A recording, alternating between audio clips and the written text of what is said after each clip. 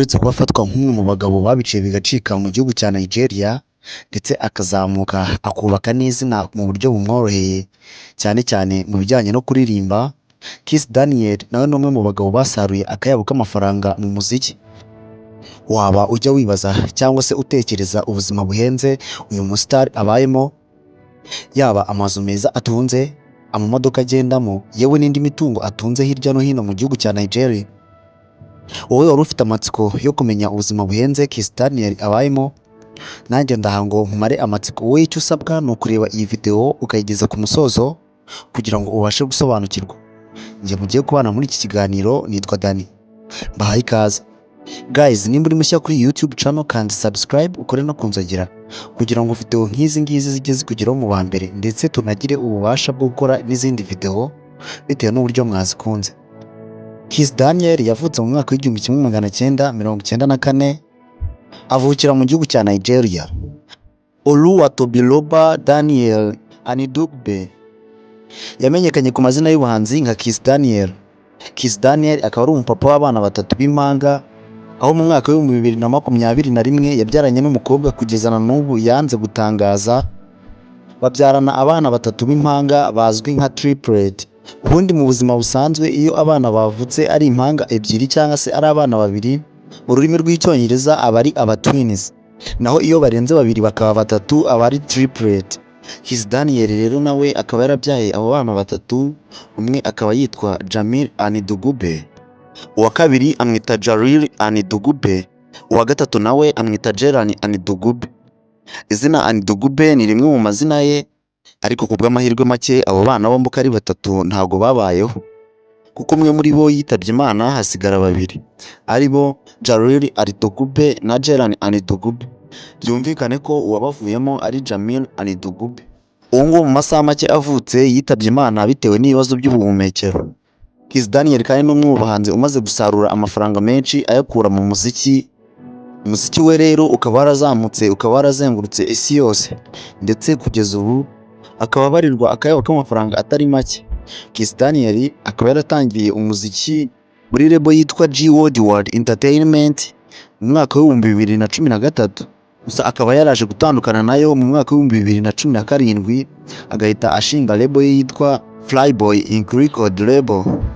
Iyi label ye ikaba imaze kwamamara no gushinga imizi mu gihugu cya Nigeria, aho ubu ngubu asigaye asohora indirimbo igahita icuruzwa cyangwa se ikarebwa n'abantu benshi ku mbuga nkoranyambaga zigiye zitandukanye nko kuri YouTube n'ahandi, aho indirimbo ye yitwa Buga yakoranye na Tekno, aho ubu ngubu imaze kurebwa n'abantu basaga 200,000 ku rubuga rwe rwa YouTube. Ujya wumva cyangwa se ureba iyo abahanzi nyarwanda bujuje views 1,000,000 kuri YouTube ukuntu babyishimira, nuko baba bazi neza amafaranga YouTube ibahemba. Bivuze ngo hagize n'umwe ugira urwego nk'uru rwa Kiss Daniel cyangwa akagira indirimbo igeza muri 200,000 nk'izi ngizi, yahita aba umuherwe cyangwa se umukire wa mbere mu gihugu cy'u Rwanda. Ibi ngibi abantu bahembwa na YouTube cyangwa se baririmba indirimbo nziza zikarebwa n'abantu benshi bahita babyumva neza, kuko byonyine iyi ndirimbo ya Kiss Daniel amafaranga yamuhesheje yagura nk'inzu 3 za etaje zigeretse za miliyoni 100 mu mudugudu uherereye i Gacuriro muri Vision City. Umuziki we rero ubu ngubu ukaba waramaze kurenga imbago za Afurika, ukaba waramaze kwigarurira isi yose muri rusange. Ibyo ariko ntibyaje byonyine cyangwa se ngo bize gutyo gusa, ahubwo byanamwinjije akayabo k'amafaranga amuha ububasha bwo gutunga imwe mu mitungo tugiye kubona muri iyi video. Nk'urugero ni nk'inzu ye nziza y'agatangaza iherereye mu gace ka Aleki. Aha ni mu mujyi wa Lagos. Aka kakaba agace gatuwemo n'ibyamamare byinshi cyane bigiye bitandukanye. Mu byo twabonye bibarizwa muri aka gace hakaba harimo nka Davido. Nimba utarareba video ye wamanuka mu zo twabanje hasi ukayisangayo kuko nayo twayikozeho. Inzu ya Kiss Daniel ikaba ifite ibyumba 6, ubwogero cyangwa se douche zigera muri 4, igikoni kinini cyane kigari cyo mu nzu n'ibindi byinshi bitatse iyi nzu. Ikagira na parking ifite ububasha bwo kuba yajyamo imodoka zigera muri 4 zose cyangwa 5. Iyi nzu umuherwe Kiss Daniel akaba yarayiguze akayabo k'amafaranga angana n'ibihumbi 195 by'amadolari y'Amerika.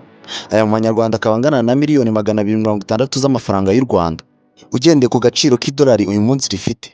Oluwatobiloba aka Kiss Daniel Ni umusitari uzwiho kugenda mu modoka nziza kandi zihenze. Zimwe mu zo yagaragaye atwaye harimo nka Mercedes Benz S65 AMG. Iyi akaba ari imodoka nziza cyane izwiho guhenda cyangwa se gukosha.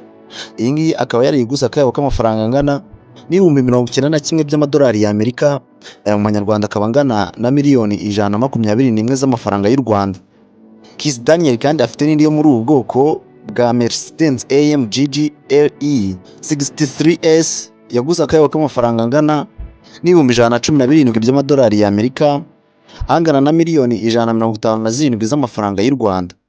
Kiss Daniel kandi iwe mu rugo haparitse na Bentley Continental GT. Iyi ikaba ari imodoka iri class. Iyi modoka kandi ikaba izwiho gutungwa n'abakire bitewe n'igiciro cyayo kitapfa kwigonderwa n'ubonetse wese. Iyi modoka ikaba yaramusabye kwishyura akayabo k'ibihumbi 227 by'amadolari y'Amerika. Aya mu manyarwanda akaba angana na miliyoni 302 z'amafaranga y'u Rwanda. Aya akaba ari amafaranga menshi by'umwihariko kuyagura imodoka. Aya mafaranga akaba yavamo nk'inzu 3 cyangwa se 2 za etaje inaha i Kigali za miliyoni 100. Ariko kubera amafaranga akaba afite n'izina ndetse akaba ari n'umusitari ukomeye, ibyo si ikibazo kuko amafaranga si icyo abuze. Kuko bitewe n'amafaranga yinjiza buri kwezi cyangwa se kuri buri ndirimbo akoze, aho ikinyamakuru gikorera muri Nigeria cyitwa Niger News mu kwezi kwa 10 k'umwaka ushije 2023 cyashyize hanze umutwe w'inkuru uvuga ko kugira ngo yigondere Kiss Daniel ukamutumira mbese mu birori byawe cyangwa se igitaramo wumva wifuza ko yagaragaramo, by'umwihariko biri mu musabe ko wahaguruka mu gihugu cye cya Nigeria, ko kugira ngo ubashe kumuhagurutsa atajya munsi y'ibihumbi 50 by'amadolari y'Amerika. Aya mu manyarwanda akaba angana na miliyoni 67 z'amafaranga y'u Rwanda, ndetse utirengagije n'itike y'indege afata cyangwa se umwishyurira, yaba imuzana n'imusubiza iwabo, hamwe n'ikipe ye nini aba yazanye nayo ibirimo ababyinnyi ndetse na manager we n'abandi nkenerwa muri icyo gitaramo uba wamutumiyemo. Kiss Daniel kandi nk'umuhanzi wamaze kwamamara mu gihugu cya Nigeria no ku rwego rw'isi muri rusange, akaba ari umwe mu bahanzi nabo bamaze kwigondera ubwato bwe ku giti cye bwo kwishimishirizamo no gutemberamo, bitewe n'uko igihugu cya Nigeria ari igihugu gikora ku nyanja Atlantic Ocean. Bigoye kuba wabona umukire cyangwa se umuherwe uri aho ngaho nta bwato afite, ko ku nkombe zaho uhasanga ubwato bwinshi cyane bugiye butandukanye buba buhaparitse. Ubwa Kiss Daniel bukaba buri mu bwoko bwa Golden Horizon, akaba yarabuguze akayabo k'amafaranga angana n'ibihumbi 389 by'amadolari y'Amerika. Aya mu manyarwanda akaba angana na miliyoni 517 z'amafaranga y'u Rwanda. Kiss Daniel kandi nk'abandi basitari bamaze kubaka izina mu gihugu cya Nigeria, nawe ni umwe mu basitari bakunze kwambara amasaha ahenze kandi atapfa kwigonderwa n'ubonetse wese. Amwe mu masaha yagaragaye yambaye harimo nka 18K Golden Rolex Watch. Iyi ikaba isaha yo mu bwoko bwa Rolex, ikaba isizwe zahabu impande zose, ndetse iyi saha akaba yarayiguze akayabo k'amafaranga angana n'ibihumbi 12 by'amadolari y'Amerika.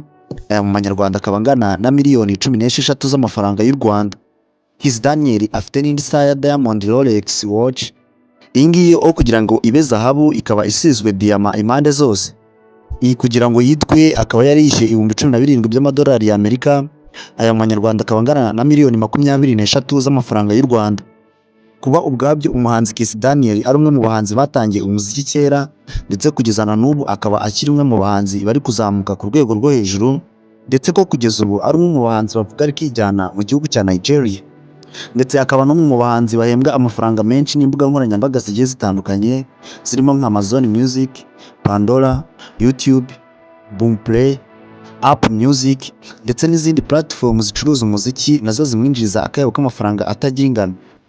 Si ibyo gusa kandi akaba akorana na kampani zigiye zitandukanye mu kuzimenyekanishiriza ibicuruzwa cyangwa se ibikorwa byazo, hakiyongeraho n'ibitaramo byinshi akora hirya no hino ku isi bimwinjiriza agatubutse cyangwa se amafaranga atari makeya. Nk'urugero, aho aherutse gutumirwa mu bihugu by'Abarabu, bikaba byaratangajwe ko yishyuwe akayabo k'amafaranga angana n'ibihumbi 55 by'amadolari y'Amerika. Aya mu manyarwanda akaba angana na miliyoni 73 z'amafaranga y'u Rwanda.